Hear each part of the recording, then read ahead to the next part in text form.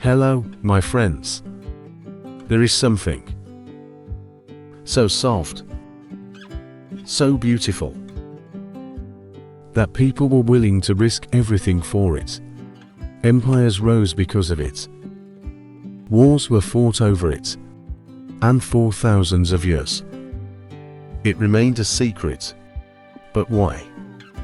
How could something so delicate hold so much power?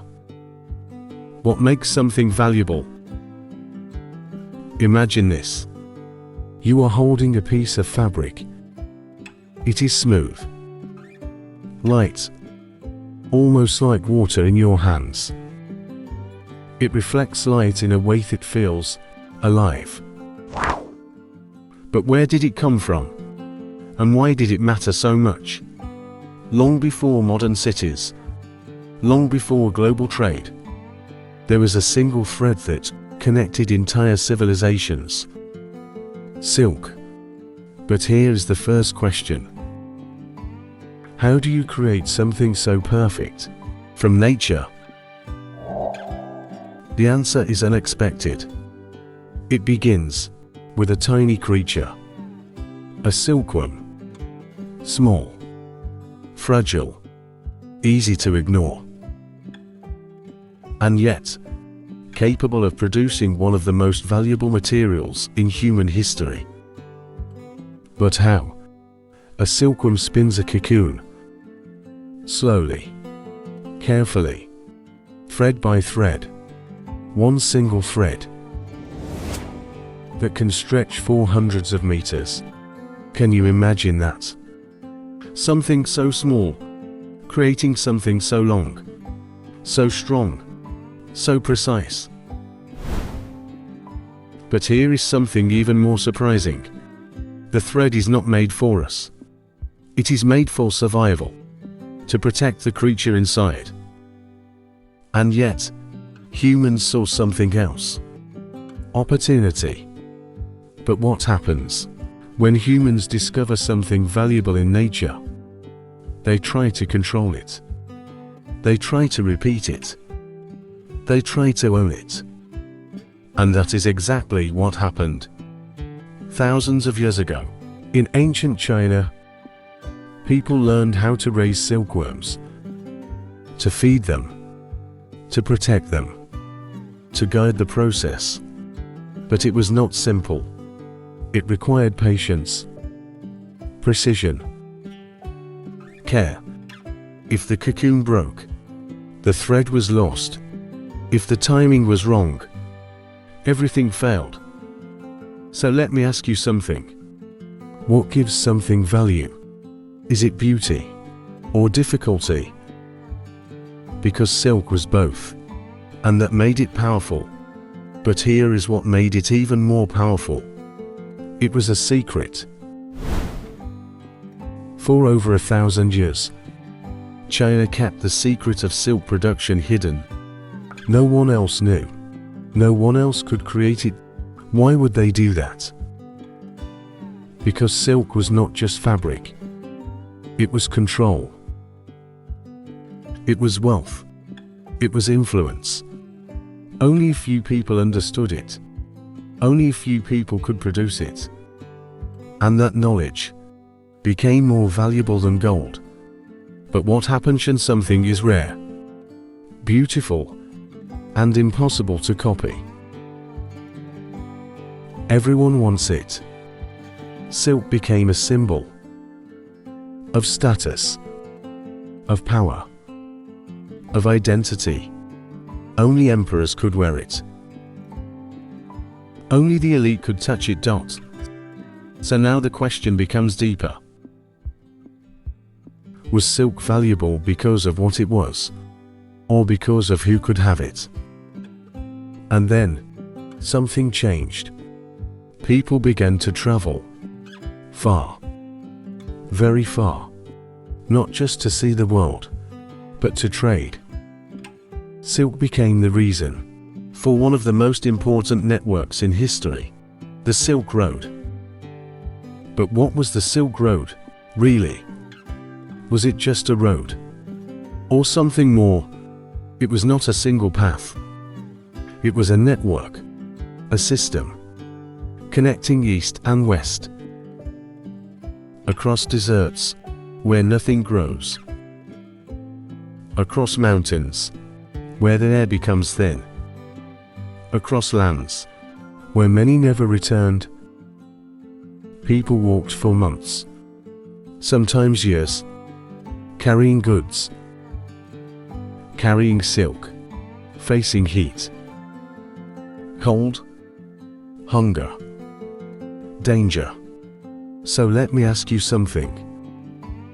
Why would someone risk their life for fabric? Because silk was never just fabric. It was worth everything. But here is the deeper truth. Silk did not just travel alone. Along those same routes, something else moved. Ideas, beliefs, languages, technology, religion. Silk connected civilizations. But knowledge transformed them. So what was more powerful? The silk itself, or what traveled with it? And yet, for a long time, the secret remained. No one outside China knew how silk was made. They could touch it. They could trade it. But they could not recreate it. And that made it even more valuable. But secrets never stay hidden forever. One day, the knowledge escaped.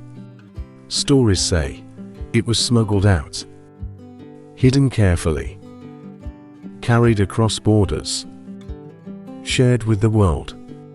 And from that moment, everything changed. Silk was no longer controlled by one place. It became global. But now a new question appears. When something becomes common, does it lose its value? Or does it become something new? Silk did not disappear. It transformed. It became part of fashion, part of identity, part of culture. But something deeper remained. The idea of value. Because silk teaches us something important. We do not only value things because of what they are. We value them because of what they represent. Difficulty, rarity, status. And this raises a question. Are we attracted to the thing itself, or to the meaning we give it? Because silk is not just material. It is a feeling, a perception, an experience. And maybe that is why it mattered so much. But this is not just history. This is human nature. Even today, we chase things that are rare, things that are difficult, things that others cannot easily have. But why? Why do we want what is hard to get? Is it because it is truly valuable? Or because it feels valuable? And this leads to a deeper question. How much of value is real? And how much of it is created? Because thousands of years ago, people crossed continents, risked their lives for something soft, something beautiful, something rare. And today, we are still doing the same thing, just in different forms. And maybe nothing has really changed. At the beginning of this video, you saw something simple, a piece of fabric, soft, light, beautiful. But now, you see something else, a system, a story, a reflection of human desire. Because silk did not just connect the world, it revealed something about it, and about us.